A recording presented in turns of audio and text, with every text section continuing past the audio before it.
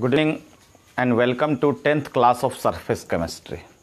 Myself Abhishek Raj and you are watching class 12th chemistry English medium. Today we are going to talk classification of colloids. The three bases on which colloids are classified. First, that is based on phases of dp and dm. Second, on the basis of interaction between dp and dm. And third, based on particle size of dp and dm. So today we are going to discuss on the base classification on the basis of particle size of dp and dm. So put heading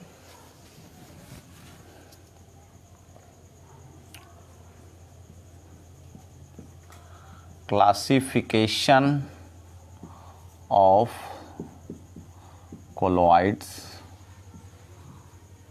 based on particle size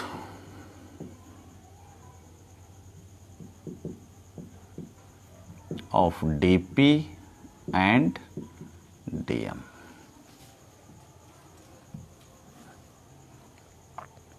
Three types. First one is multimolecular colloid, second macromolecular colloid and third associated colloids. Multimolecular colloids को हम इस रूप में define कर सकते हैं कि जो स्मॉल मॉलिक्यूल्स है या एटम्स है वो एग्रीगेट हो करके together to form a particle which is of colloidal dimension. और हम साथ ही देखते हैं क्या कि जो मॉलिक्यूल्स या एटम एक दूसरे से कोलाइड्स हुआ है तो वो जो कोलाइड हुआ है वो वीक वैन डर वाल बॉन्ड से जुड़ा हुआ है. और इस तरह का जो कोलाइड्स होता है वो जनरली लायोफिलिक इन नेचर होता है. तो हम देखने जा रहे हैं मल्टी मॉलिकुलर कोलाइड्स. फर्स्ट है मल्टी मॉलिक्यूलर कोलाइड्स. सेकेंड हम लोग देखेंगे मैक्रो मॉलिक्यूलर कोलॉइड और थर्ड देखेंगे एसोसिएटेड कोलॉइड.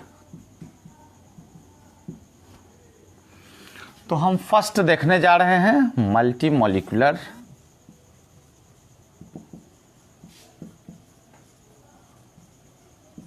कोलॉइड.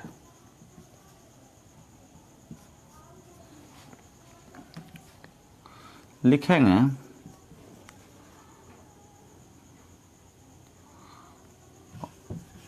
डायरेक्ट लिखें हम लोग atoms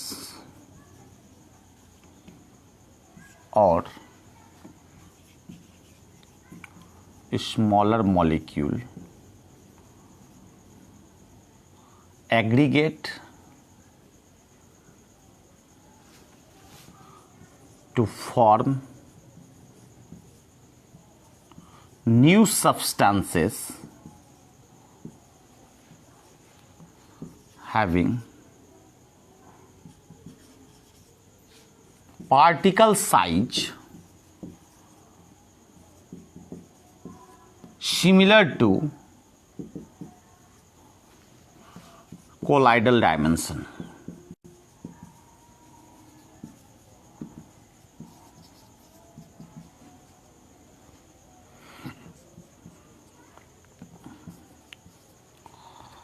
The particles are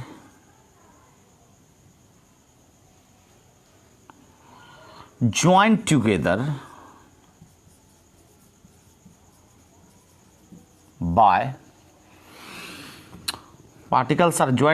by weak van der Waal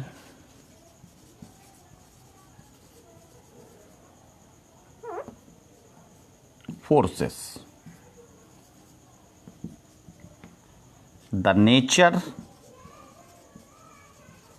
of colloid is similar to lyophilic sol. तो हमने देखा कि जो मल्टी मॉलिक्यूलर कोलाइड्स है, जो सिंपल स्मॉल मॉलिक्यूल्स कहें या एटम्स कहें, एग्रीगेट हो करके और एक ऐसा सब्सटेंस बनाते हैं जिसका particle size similar to colloidal dimension होता है, और ये हेल्ड टुगेदर होता है जो पार्टिकल्स है वो weak van der Waals bond से। और इस तरह का कोलाइड का जो नेचर होगा that is similar to lyophilic sol. Example के रूप में हम देखेंगे sulphur sol, gold sol, silver sol, platinum sol. तो हम लिखेंगे example sulphur sol, gold sol, silver sol, platinum sol etcetera. तो इस तरह से हमने एक टाइप कोलाइड्स का पढ़ा। अब हम सेकंड देख रहे हैं मैक्रोमोलिक्यूलर कोलाइड्स। तो हम इसे मिटा देते हैं।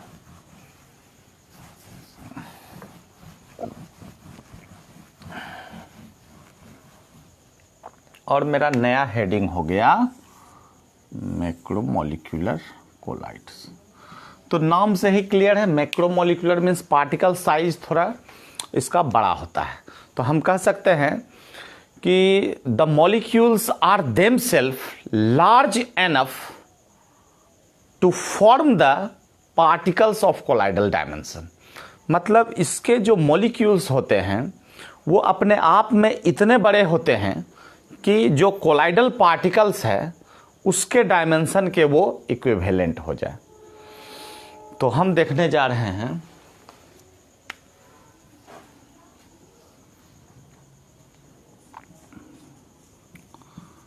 those substances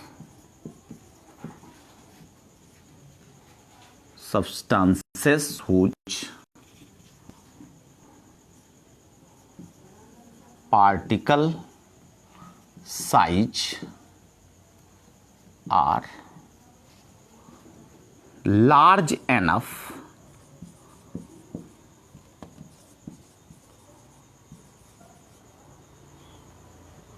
so that these are equivalent to the particle size of colloidal dimension। तो इस तरह के सब्सटेंस को हम मैक्रोमोलिक्यूलर कोलाइड कहते हैं। और हम देखेंगे कि ये जो नेचर होगा इसका, the nature of these colloids are similar to lyophobic collides.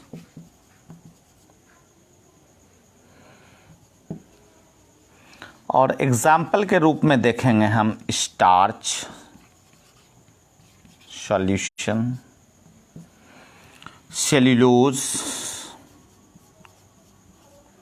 Solution, nylon solution etcetera. तो ये सब जो उदाहरण हो गए ये मैक्रोमोलिक्यूलर कोलाइड्स के हो गए। हम जिलेटिन को भी इसमें ले सकते हैं। तो स्टार्च, जिलेटिन, नायलॉन, सेल्यूलोज, ये सब जो सॉल होंगे that is these are the examples of macromolecular colloids. तो अब हम देखने जा रहे हैं third that is associated colloid, जिसे दूसरे टर्म में हम मिशल्स भी कह सकते हैं। तो यहाँ चलिए एक और एग्जांपल ले लें। शॉल में यहाँ ले लेते हैं नीचे, ये हो जाएगा जिलेटिन।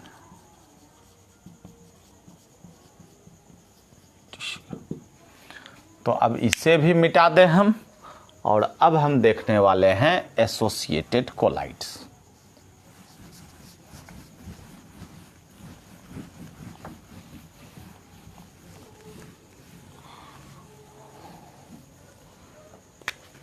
थर्ड, एसोसिएटेड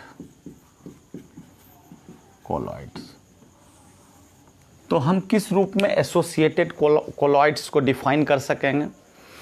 हम देखेंगे कि कुछ ऐसा सॉल्यूशन होता है, वो solution at low concentration behaves as an electrolyte, and in higher concentration they behave as colloidal solution. So we can write some substance or some solution which behave as electrolyte in low concentration, but as colloids in high concentration. तो इस तरह के colloids associated colloids कहलाएंगे। जैसे हम देखते हैं soap और डिटर्जेंट सॉल्यूशन, तो सोप डिटर्जेंट सॉल्यूशन जो है एसोसिएटेड कोलाइड्स के एग्जाम्पल के रूप में आएंगे, और we can considered associated colloids as micelles. तो हम लिख सकते हैं, यहीं लिख देते हैं, it may be considered as micelles. बहुत इंपॉर्टेंट टर्म है। एग्जाम्पल के रूप में हम लोग ले सकते हैं soap solution, synthetic detergent.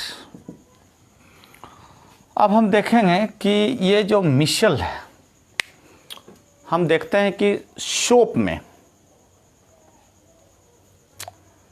Soap molecules का अगर हम स्ट्रक्चर देखें तो हेड होता है और टेल होता है। Head part is ionic part और which is water soluble, and tail part hydrocarbon part that is oil soluble and dirt soluble. तो जो एग्रीगेट फॉर्म होता है, हम देखते हैं कि जो सोप मॉलिक्यूल्स है उसका जो टेल पार्ट है towards the centre and head part towards the periphery, जब हम एज ए सॉल्यूशन एक एग्रीगेट देखेंगे तो दैट इज कॉल्ड मिशेल। हम स्ट्रक्चर देख लें, बहुत ज़्यादा मिशेल्स को हमको डिटेल में यहाँ बताना नहीं है, चूँकि क्लास 10th में आप लोग ऑलरेडी पढ़ चुके हैं। तो ये है मिशेल्स। देखेंगे हम, यहाँ देख लेते हैं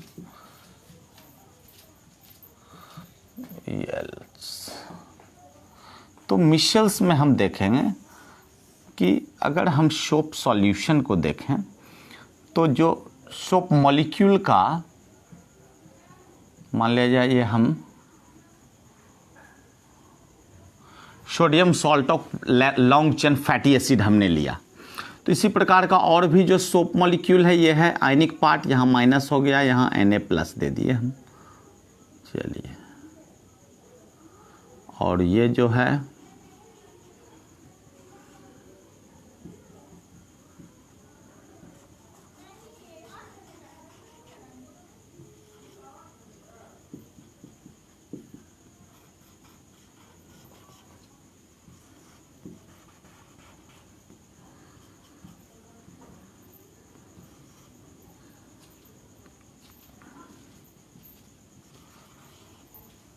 ये जो एग्रीगेट फॉर्म हुआ that is called soap Michel.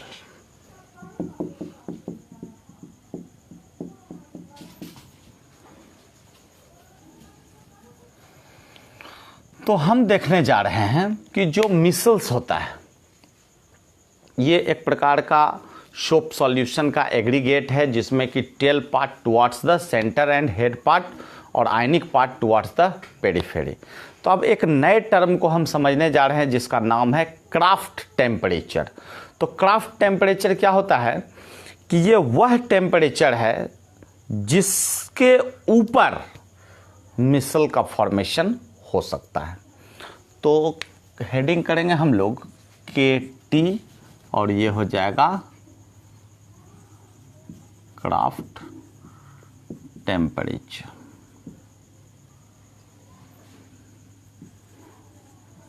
हम लिखेंगे the temperature above which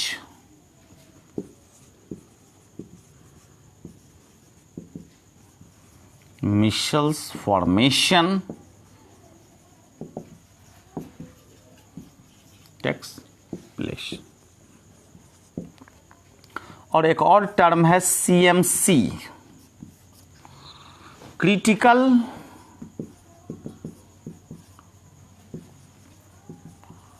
Michel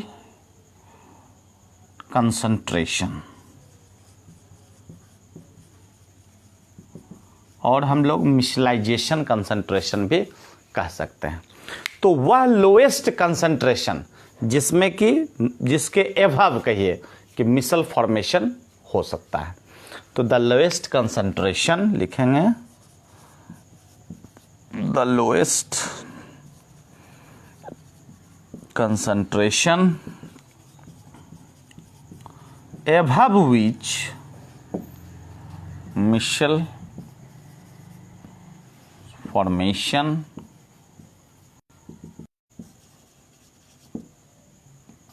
तो इस तरह से हमने दो टर्म पढ़ा, Krafft temperature and critical micelle concentration. और हम देखते हैं कि ये दोनों दैट मीन्स लायोफोबिक और लायोफिलिक दोनों प्रकार के सॉल के लिए ये एप्लीकेबल होगा। तो लिखें कि it is applicable for, so it is applicable for both lyophilic and lyophobic sol. अब हम देखने जा रहे हैं कि एग्जाम्पल जैसे CMC का, CMC फॉर सोप, साबुन के लिए जो CMC होगा 10 to the power -4 to 10 to the power -3 मोल पर लीटर। क्लियर है? तो इस तरह से मेरा क्लासिफिकेशन ऑफ कोलॉइड्स क्लियर हो गया। क्लासिफिकेशन में हमने देखा कि 3 बेसिस था, based on phases of DP and DM, based on interaction between DP and DM, based on particle size of DP and DM। तो ये सारा हमने कंप्लीट कर दिया, CMC, क्राफ्ट टेम्परेचर। अब हम नए टॉपिक की ओर बढ़ रहे हैं और जो नया टॉपिक है मेरा preparation of colloid. So next topic is methods of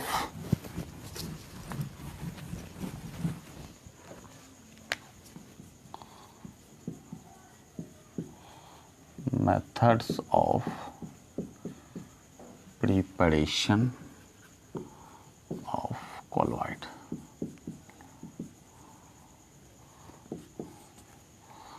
So बहुत इंपॉर्टेंट टॉपिक है।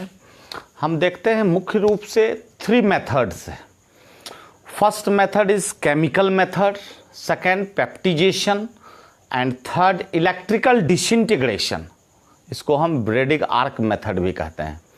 तो हम देख रहे हैं 3 मेथड्स।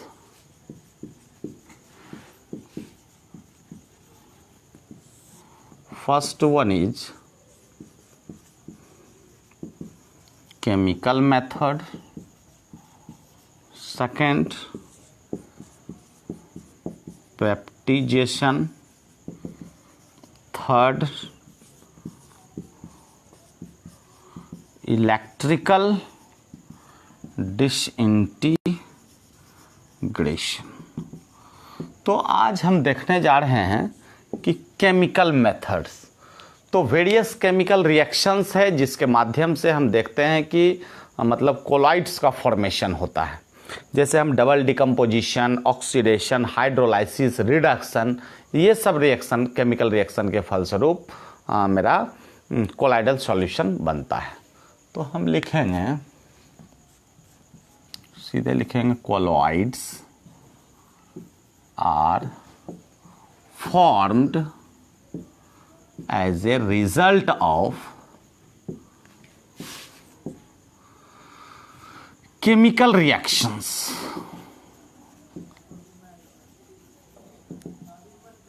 such as, हम एक एक करके अगर रिएक्शन लिखें, जैसे फर्स्ट में लिख देते हैं हम ऑक्सीडेशन। इसलिए पहले डबल डिकम्पोजिशन लेते हैं। Double decomposition.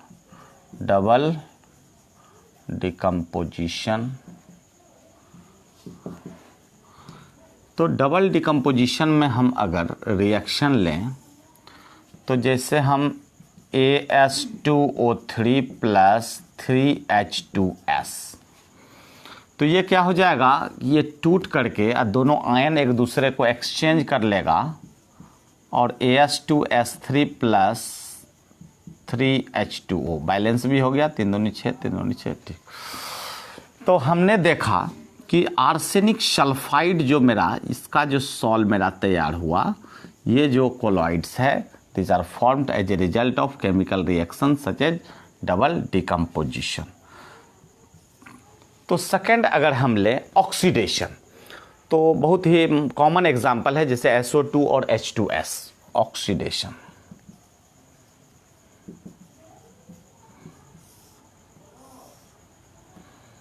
SO2 plus H2S, और अगर हम इसका ऑक्सीडेशन करा दें तो ये मेरा सल्फर प्लस H2O बैलेंस कर देते हैं।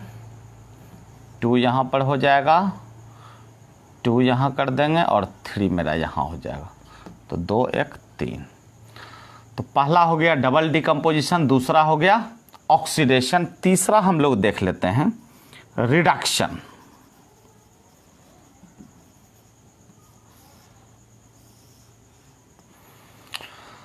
तो रिडक्शन में हम देखेंगे जैसे AuCl3 प्लस SnCl2, और ये मेरा बनकर आएगा, अगर हम Au लिए हैं तो गोल्ड का सॉल्व मेरा बनेगा प्लस SnCl4।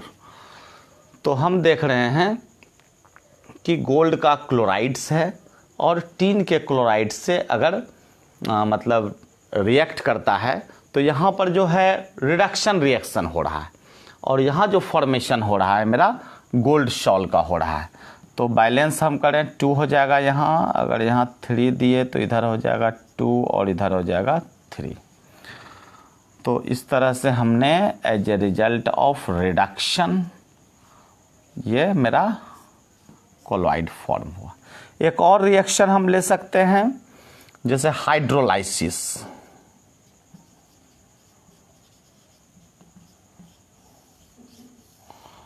ओहो, तो बहुत आसान है। हाइड्रोलाइसिस में हम देखते हैं क्या कि जैसे बहुत ही मतलब कहिए कि कॉमन ये रिएक्शन है और आगे भी इसका यूज होगा। तो आयरन का क्लोराइड हम लेते हैं और वाटर के प्रेजेंस में क्या हो जाता है, ये चेंज हो जाता है आयरन के हाइड्रोक्साइड में और HCl निकलता है। तो ये जो रिएक्शन है हम हाइड्रोलाइसिस में ले सकते हैं, जैसे लिखेंगे FeCl3 प्लस H2O, और ये मेरा बन जाएगा FeOH3 प्लस HCl। तो बैलेंस करेंगे तो 3 है, तो यहाँ 3 दे दिए और 3 3, हाँ यहाँ 3 दे दिए।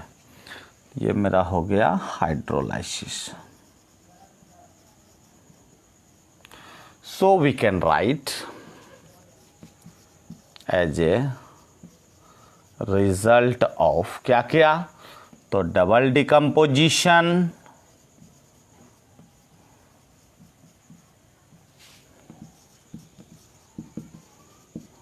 Oxidation, reduction and hydrolysis, colloids are formed